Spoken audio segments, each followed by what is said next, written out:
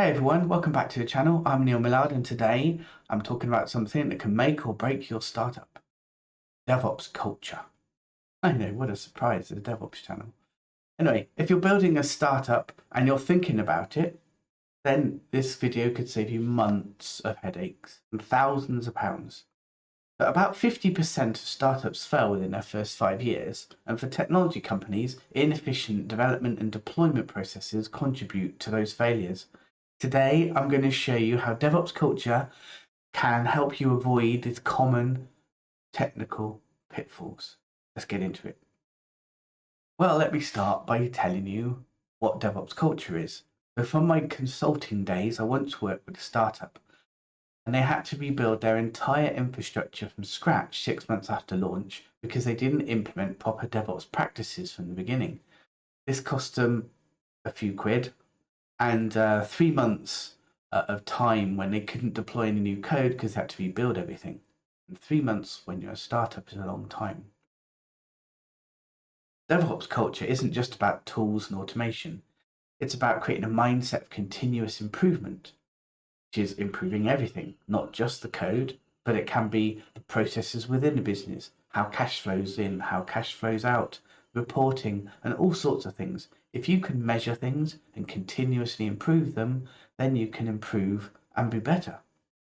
DevOps culture also tells us about breaking down barriers between development and operations. Maybe there's some other barriers in business that need breaking down as well. So in the beginning of a startup, the team is usually quite small, maybe 2 or 3 of you, and so there's not going to be any barriers in between. In fact, some of you will be wearing multiple hats. But as those team grows, you want to instill that the culture of cooperation and communication so that as business continues to grow, you're all still talking to each other and cooperating. And DevOps also talks about scalability, building in scalability to your DNA from day one. Stuff like, do we really want to stay small? No, we want to be massive and take over the world. Maybe that was just a startup I was in. But you've got big goals, so you need to structure stuff so that they'll scale easily. Otherwise, you're just setting up yourself to fail. Quick iteration and feedback.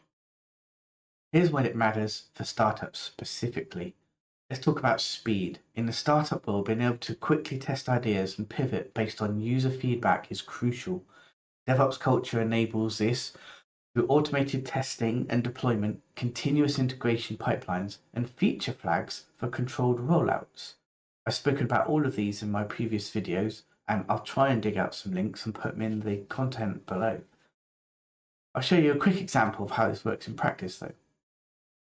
Here's a CI/CD pipeline, and you can see that it's got automated testing built right into it. We've got the build, it builds the product, it does the testing, makes sure everything works, then it deploys it to a server.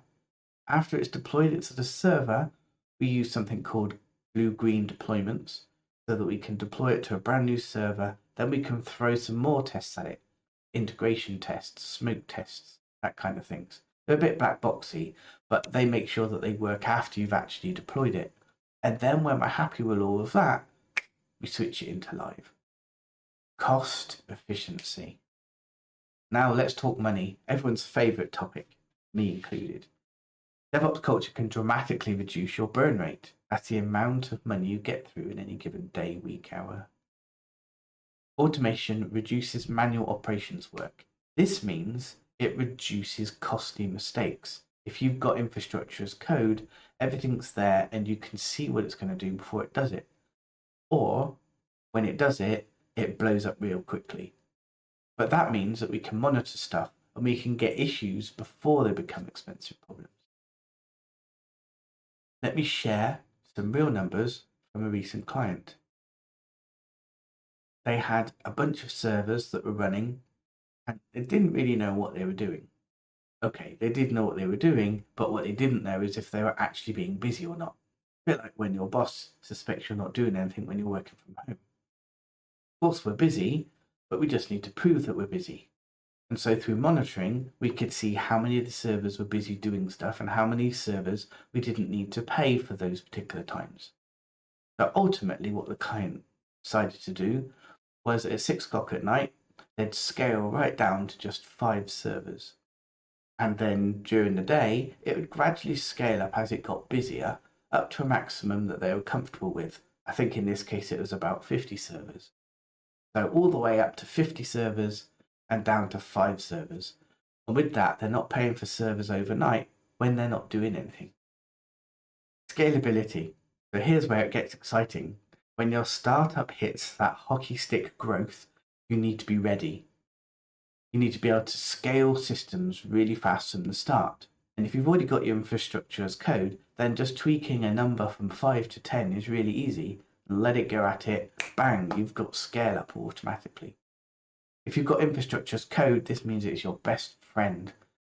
And common scaling mistakes can be avoided by being prepared. After all, you're going to have to scale, so just plan in advance. And finally, team culture. The secret sauce to successful startups isn't just their tech, it's the people. You need to hire right, you need to have the culture right. DevOps culture means you attract better talent. You can say, look, we've got processes that deal with scalability and monitoring and communication. It reduces burnout because we're working together through problems. You don't feel isolated, you don't feel like you're on your own. And it creates ownership mentality. If you're a small team and you're sharing all of the problems as well as the big wins, then everybody gets a share of the good and the bad, and ownership becomes yours. So if you're building a startup or thinking about it, and don't wait to implement DevOps practices, start now. Drop a comment below with your biggest DevOps challenge, and I'll personally respond with some advice. Don't forget to check out Tech Answers Club, who are sponsoring this, for more detailed guides and resources. And it doesn't hurt if you hit the subscribe button and the notification bell so that you know when I come out with great content, more videos just for you. So thanks for watching. And as always, I hope all of your deployments are smooth.